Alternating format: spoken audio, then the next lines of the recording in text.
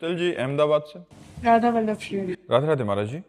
महाराज जी, हर किसी की जिंदगी में एक ऐसा समय आता है कि वो इतनी ठोकरें खा चुका होता है कि तब समझ में आता है कि मेरा कोई नहीं है। फिर श्री जी कुछ ऐसा संभाल लेती हैं, तो ये बात बिना ठोकरें खाए समझ नहीं आती क्या महाराज? नहीं आती, नहीं आती। क्योंकि हमारी आशा रहती है ना कि हमको कोई प्यार करे, हमारा कोई हो।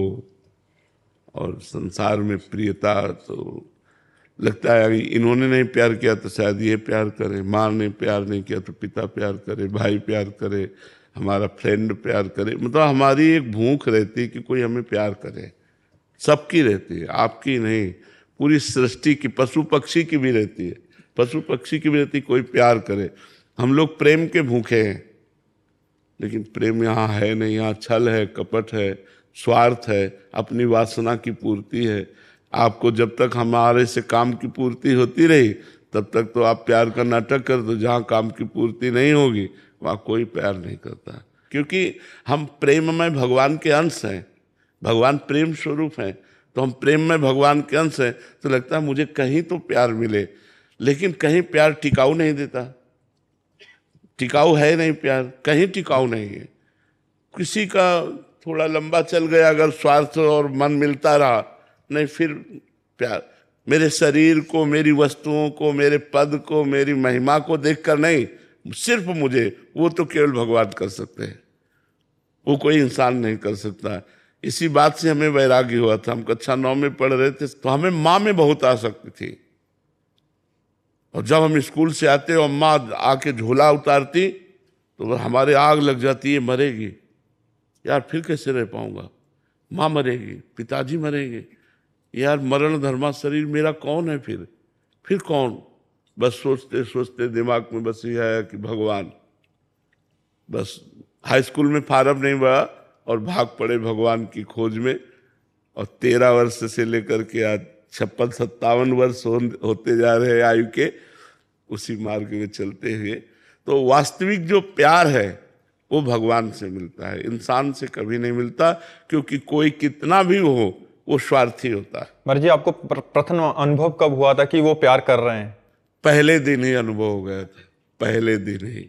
हम जब भगे, और भगवान शंकर का मंदिर है नंदेश्वर, वहां से तो 3 बजे सुबह तड़के भगे थे। अपनी माता जी से केवल बताया था कि हम कल घर छोड़ देंगे, भगवान के मार्ग के पथिक बनेंगे, संत बनेंगे। तो उन्होंने मजाक समझा था, उन्होंने समझा था ऐसे बच्चा है ऐसे कह रहा। 3 बजे तड़के पिताजी को सोते देखकर प्रणाम किया, माताजी को प्रणाम किया, और बहनें भाई परिवार के सबको प्रणाम किया। एक बार तो हृदय कांप गया, अरे फिर हिम्मत की, गांव के बाहर निकले, फिर हृदय कांप गया, कहाँ जाओगे, क्या खाओगे, कहाँ रहोगे। बस उत्तर अंदर से जहाँ भगवान रखेंगे, जैसे रखेंगे। तो भाग करके सूर्य उदय हुआ था तब पहुंचे थे। शंकर जी का मंदिर था नंदेश्वर, तो वहां जाके बैठ गए। 12 बजे तक नाम जप करते रहे। ब्राह्मण परिवार में जन्म हुआ था तो ये सब संस्कार पहले से थे। नाम जप करते रहे। अब लगी भूख, अब याद आई अम्मा कि अम्मा से तो इस समय भोजन मिल जाता था, अब कहाँ से भोजन मिलेगा। उसी समय हमने देखा एक आदमी जो है दही का एक कमंडल लिए हुए आया और कहा, बेटा यहाँ एक सूर स्वामी रहते थे, तुम जानते हो? तो हम कहा, हम तो नहीं जानते, हम तो आज ही आए। बोले उनकी कुटिया में ताला लगा, तुम दही पी लो। हम कहा क्यों पी लें? बोले नहीं, अब वापस नहीं ले जाएंगे, हम उनके ले लाए थे, अब आप पी लो। इतना वो दूध गढ़वा में करके वो जो दही बनाया जाता है वो लाल लाल दही होता है, गाँव में वो बनता है, बड़ा स्वादिष्ट होता है। भरपेट दही पिलाया। जे ही दही पिला कर वो गए, तो शंकर जी से लिपट के रोए कि आज हमें विश्वास हो गया कि आप हमारे जीवन को स्वीकार। और उस दिन से लेकर आज तक भगवान हमको प्रतिपल प्यार दे रहे हैं। और हमें अनुभव कि अब वो तो क्या वर्णन करने की बात है, वो तो अव्यक्त है, कोई प्रगट में थोड़ी है, वो अव्यक्त है, हृदय से। मीरा जी कहते गिरधर मुझे कितना प्यार करते हैं ये मेरा हृदय जानता है, वाणी से भी नहीं कह सकता। तो महाराज जी, उसमें जैसे आप कभी ये नहीं लगा कि बीच के में कि घर चलना चाहिए? कभी गुरु कृपा से कभी नहीं लगा। कई दिन भूखे रहे, बहुत कष्टप्रद रहा जीवन, लेकिन कभी ये नहीं आया कि मैं घर चलूं। जिस दिन से घर से निकला, जीवन में कभी घर में बैठ करके भोजन नहीं पाया, कभी घर नहीं गया, जीवन हो गया पूरा।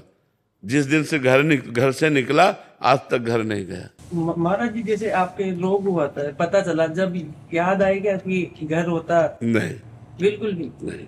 ये सहन शक्ति हमें कैसे आएगी? हमारा भगवान की कृपा से। अच्छा, क्या है कि हमारे जीवन का ज्यादा, अब जैसे 13 वर्ष की अवस्था है, 13वें में 8 वर्ष तो एकदम भोलापन में चला गया, मतलब समझे में नहीं आया। थोड़ा थोड़ा जो कुछ अपना परिचय समझ में आया संसार का, उस समय हम निकल पड़े, तो हमें ज्यादा संसार का आकर्षण लगा नहीं, क्योंकि 13 वर्ष की अवस्था से घर से निकल, हमारा किसी से लगाव नहीं था, माँ से ज्यादा किसी का लगाव नहीं था, माँ में ही था। वो भगवान ने कृपा करके छोड़वा दिया, तो फिर सबसे छूट गया। और फिर हमें नहीं आया कि घर चले, कभी नहीं आया कि घर चले। माँ बाप ने भी नहीं खोजा आपको? माँ बाप ने खोजा नहीं आपको? हाँ, नहीं, खोजा था। पहली बार मिले, पहली बार जो माँ मिली थी, बहुत वो भजन करने वाली थी, तो ये सूचना आई कि तुम्हारी माँ आ रही मिलने।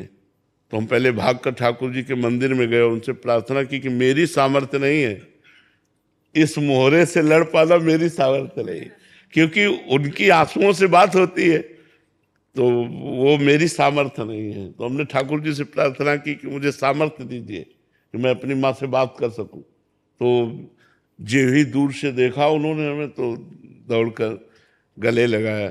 अब वो उनका तो मतलब माँ का एक प्रेम होता है, तो अब हम भी शिथिल हो गए, मतलब तो उनका चलो घर चलो, कृपा करें हमें भी एक मोह से छुड़ा।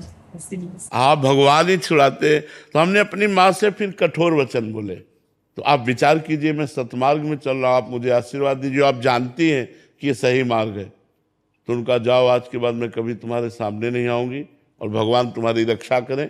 और बस फिर इसके बाद वो पधार गई, लेकिन कभी वो हमारे सामने नहीं आई, कभी उन्होंने ऐसा, पर उनको सदगति प्राप्त हुई। जिस दिन हमारी माँ का शरीर छूटा, तो हमारे स्वप्न में आई, पूरा श्रृंगार किए हुए, और कहा बेटा हम आ गई। तो पता चला माँ पधार करके सीधे हमारे पास आई थी, अर्थात उनका परम गति हुई।